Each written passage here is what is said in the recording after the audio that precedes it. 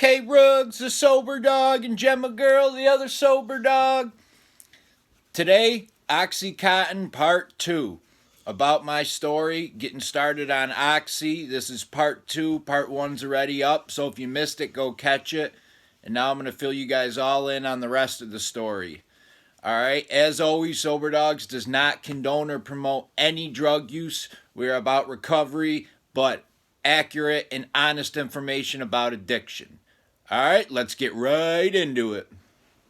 Hey, if you like Sober Dogs content and you want to support Gemma Girl, and you want to support me, hit that subscribe button. We'd really appreciate it. Gemma would definitely appreciate it.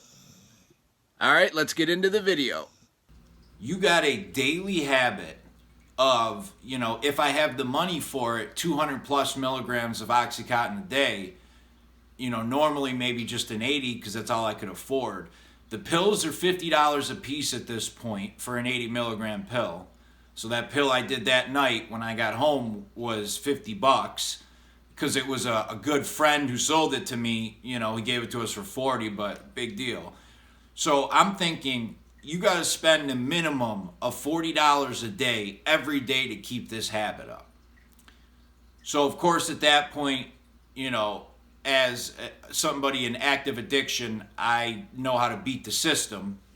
At least I thought I did, Of course I didn't. I was going to wean myself down. That's what I tried the next couple months. Never worked. I would, and then the worst part was I get to my college, which was in a rural area, and the pills at college are about $1 a milligram. So what I got back home in Rochester, which cost $50 for an 80 milligram pill, in college they cost $80 where I went to school. So now I'm routinely taking trips from my college back home, back to the college, just for 2 or 3 pills, and it's almost a 3-hour drive. I made that trip probably, 120 times, probably 80 of the times were for drugs. And I got to get pills. I got to get pills daily at school. I got to get pills when I come home. I'm trying to stock up and bring them down. And this is when the addiction really escalated and got worse and worse. That was my whole senior year of college. When I moved back home after college, I got a little bit of a reprieve because I'm used to paying this high price at school. And I moved back home and I made a bunch of old connections and blah, blah, blah. And it's actually a little bit cheaper than I was used to from college, but it didn't matter. my habit's getting worse. This goes on for a little while, and then people start slowly, some of the, I don't want to say friends, but there's a greater group of people that we used to all get high with. There would be, I'd say maybe 30 of us that would all call each other looking for drugs, and when one of us knew somebody who had it, yo, so-and-so has it, meet us here. And we all knew who each other were, and I didn't really get high with any of them, sit there and physically get high with them, but we'd meet up and we'd drive together and go get the stuff and, whatever. And so slowly out of this group, I started noticing that I'd call people and more I'd get the answer of, I don't have that, but I got dope. I don't have that, but I got heroin. Or I'd meet up with somebody, they'd sell me pills, but they themselves, I'd say, hey, can I get high right now in your car? Yeah, sure, go ahead. You gonna do one? No, I'm good. They break something out and it's heroin. And I bet you probably 12 or 13 out of these 30 people slowly started going to heroin. I didn't make that jump yet. I tried it a couple times. I snorted it, and I guess I didn't get good stuff because I always was like, well, the Oxy's way better. It's powerful. I know what I'm getting. But as the Oxys got more expensive, now this is 2010, 11, 12.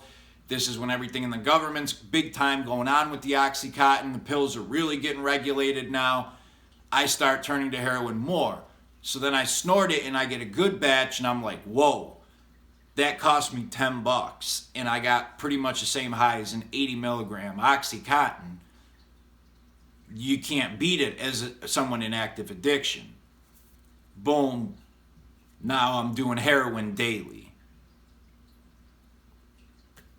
That's how Oxycontin progresses very quick. And the whole time, I had no idea. I can honestly say I did not think I needed it daily, that I was addicted, that I would go into withdrawal. I know a lot of that's denial and my brain trying to play tricks on me and protect me from the hard truth. But I can honestly say, up until probably right around that Las Vegas trip, I thought I could stop at any point and would have pretty much no repercussions, that I could skip days here or there and it wouldn't really have much effect on me, and that it was more of a phase that when I got out of college and was done partying would go away. All of that turned out to be complete BS. I needed it daily or I was in violent withdrawal. And it just got worse and worse from a legal prescription. Now, I could also say that if it wasn't for that prescription of Oxycontin, I know I would still have been a full-blown addict, hopefully still in recovery, if not dead, from another substance.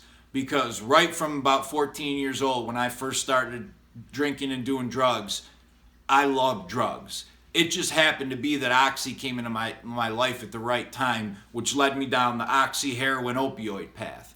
But if it wasn't for that, I drank, did cocaine, did ecstasy like crazy. So I would have still been a full-blown addict with one of those things, you know. But it just happened to be the prescription came in at the right time. That's how my Oxy story progressed. And once I got to the heroin and I found good heroin and it was cheap, I never went back to Oxy unless it was an absolute desperate case and that was the only thing I could find. From that point on, it was all heroin. I'm going to end with that. Remember, recovery is possible. Sobriety doesn't equal misery. All right? K-Rugs, the Sober Dog. I'm out.